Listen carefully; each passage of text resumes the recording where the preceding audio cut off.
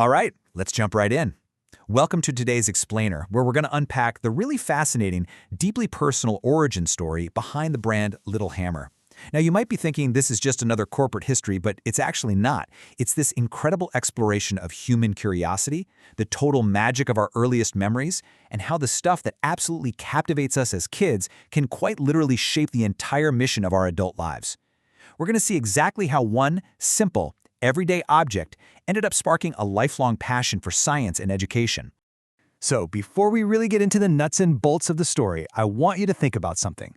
Do you remember the exact moment you stopped being relentlessly curious? It's a heavy question, right? Because as the source text explores, there's this distinct arc we almost all seem to follow. We start with this boundless, pure wonder in childhood and eventually end up in the somewhat jaded, routine-driven reality of adulthood. And honestly, this explainer is really all about how to capture that lost excitement and pass it on.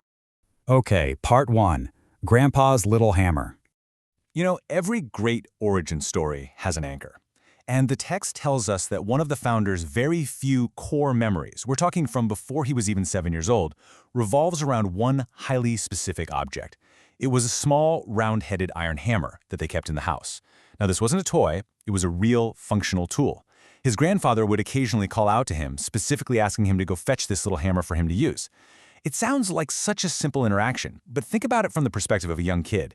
Being entrusted with a real tool by an adult you completely revere, that is massive. The founder actually shared a quote that brilliantly explains why this memory stuck so hard. He says, "In the midst of many cousins, my grandfather favored me, which brought warmth to my young heart." That simple act of being the one chosen to bring the tool gave him this profound sense of warmth. The text points out that after his grandfather passed away, the literal words "little hammer" or "Xiao Ding Cui" were just permanently etched into his brain. It wasn't just a piece of iron and wood anymore, It became this powerful symbol of love, validation, and family connection. Moving right along to part 2, the village gearhead. It is so cool because you can literally see the scientific method playing out in a child's mind here.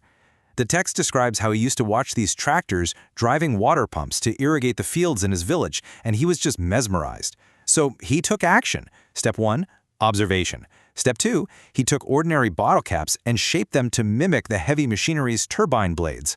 Step 3, added some glue to hold the whole contraption together. And Step 4, he tested his mini water pump and, well, it failed.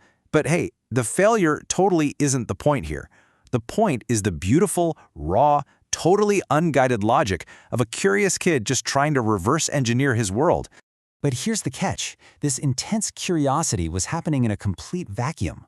He was fascinated by all these mechanics and electronics as a kid, but as the source highlights, there was literally no one around to explain how any of it worked. There were no educational STEM products sitting on the shelves for him to learn from.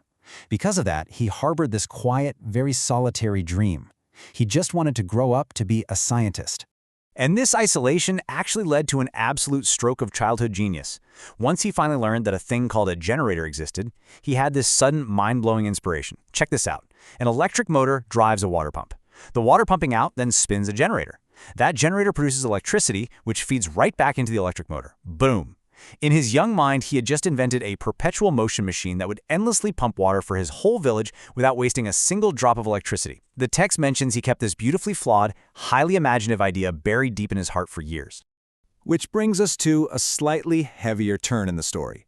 Part 3, fading childhood excitement.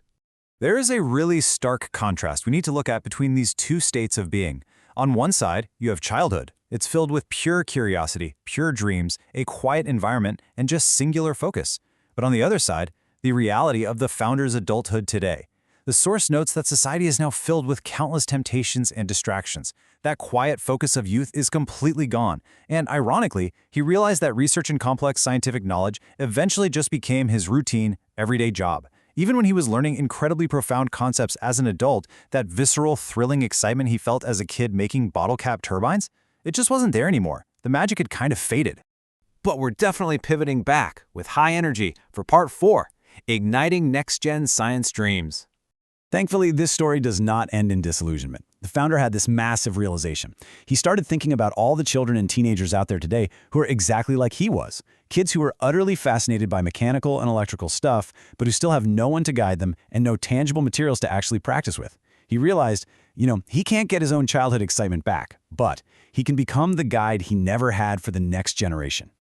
So what does this actually look like in practice? Well, here is the official mission of the Little Hammer brand today. It's incredibly straightforward. Create a series of hands-on products. Develop genuinely engaging teaching content to go right alongside those products. Actively satisfy the deep curiosity of youth and follow their natural interests so they can freely absorb scientific knowledge. The Little Hammer has literally transformed from a physical piece of iron in his grandpa's house into this metaphorical tool designed to build up a child's understanding of the universe. How cool is that? And that officially wraps up our explainer for today. Honestly, it leaves us with such an impactful thought. We just saw how a simple tool, a tiny bit of encouragement, and a lot of unguided curiosity shaped an entire life's mission. So I'll leave you with this. Who will hand the little hammer to the curious child in your life? How can we all help preserve, guide, and pass on that incredible spark of childhood wonder to the next generation of scientists and dreamers? Thanks so much for diving into this fascinating story with me. Keep learning, keep questioning, and I'll catch you in the next explainer.